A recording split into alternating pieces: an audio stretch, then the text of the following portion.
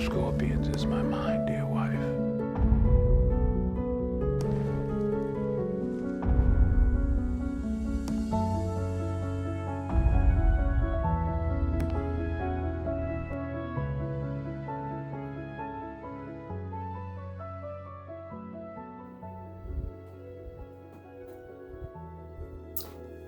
Wow.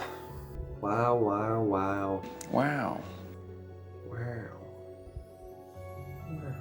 So I saw The Tragedy of Macbeth. Saw it a few nights ago at the Alamo Drafthouse, which is like the best movie theater in the world. The Tragedy of Macbeth is written and directed by Joel Coen. For those of you who don't know, I'm sure most of you who are seeing the movie or watching a review of the movie are familiar with Joel and his brother Ethan and their many fantastic movies that they've made over the years. I'm not sure exactly what happened behind the scenes to make Ethan not a part of this project. I don't know if they fought or if he was just busy doing something else or if they just wanted to work independently. I have no idea. So while I was editing this video, I went online and researched, quote unquote, Googled the reason why the Coen brothers split up, and I found these two answers online.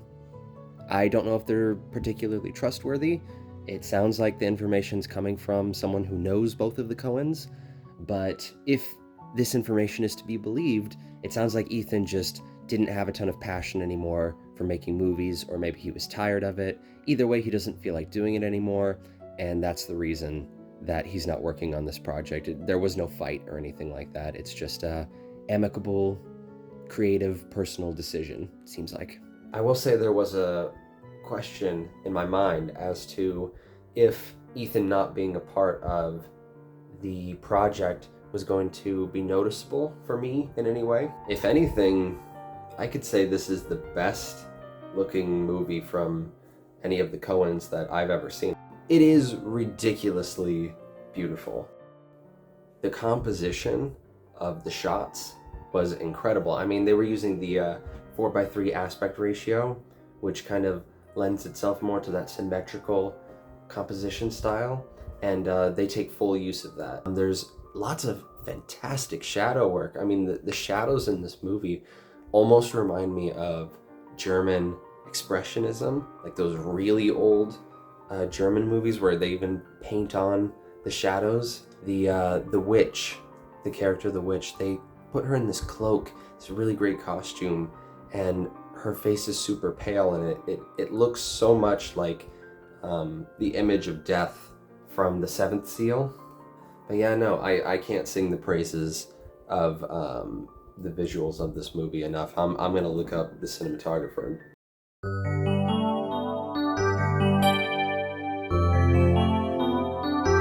As far as the story, I'm a huge fan of Macbeth. Macbeth is my favorite Shakespeare story or play or anything.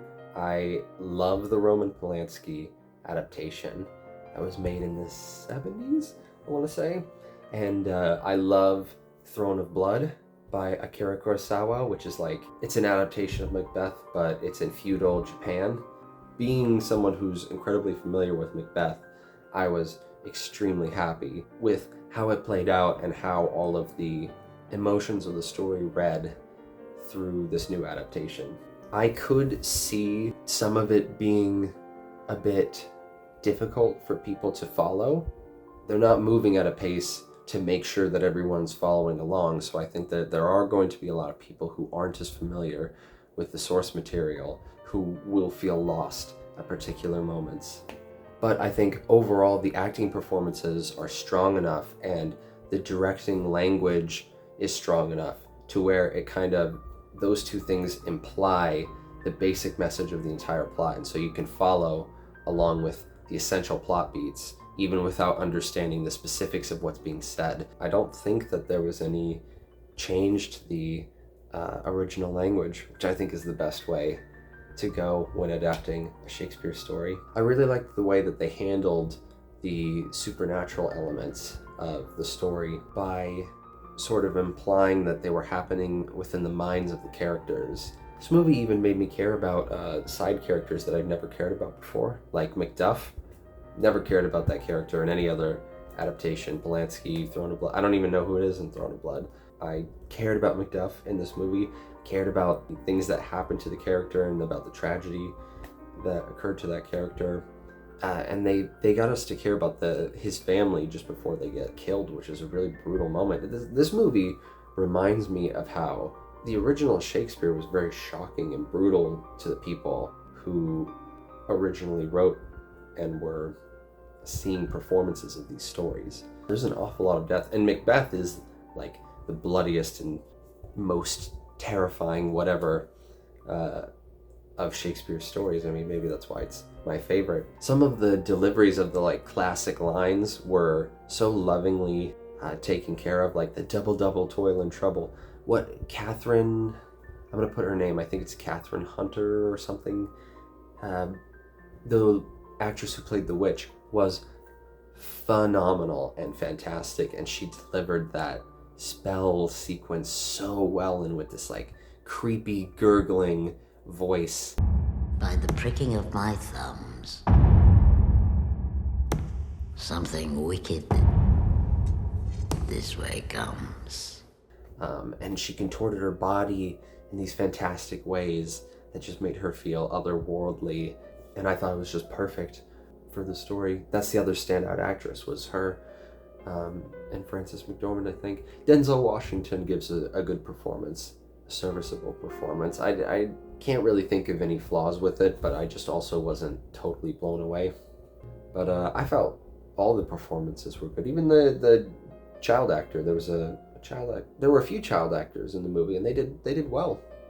All in all, in terms of recommendation, I think I can say that if you're a Shakespeare fan, go see the movie. You'll probably like it, or really like it. If you're just an average moviegoer, go for it. You might not like it because it might be a bit hard to follow, because it's in this old language that really is hard to follow. It's not common parlance anymore. People aren't practicing using language in that way, so you do have to pay extra attention to follow the words, but you'll still be able to follow the movie even if you can't follow the words.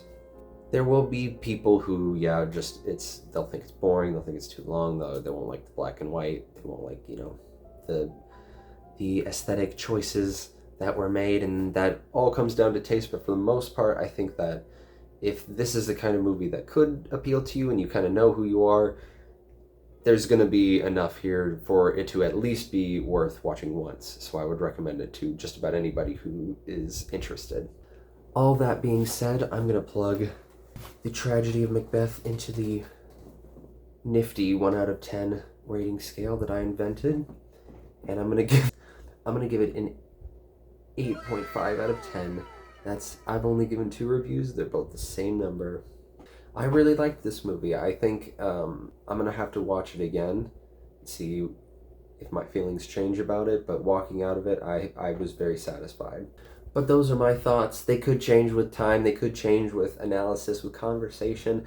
Speaking of conversation, if you would like to share your thoughts, if you would like to tell me that I look like John Lennon, leave a comment and like the video, and if you want me to stare at you and talk about movies more, then subscribe.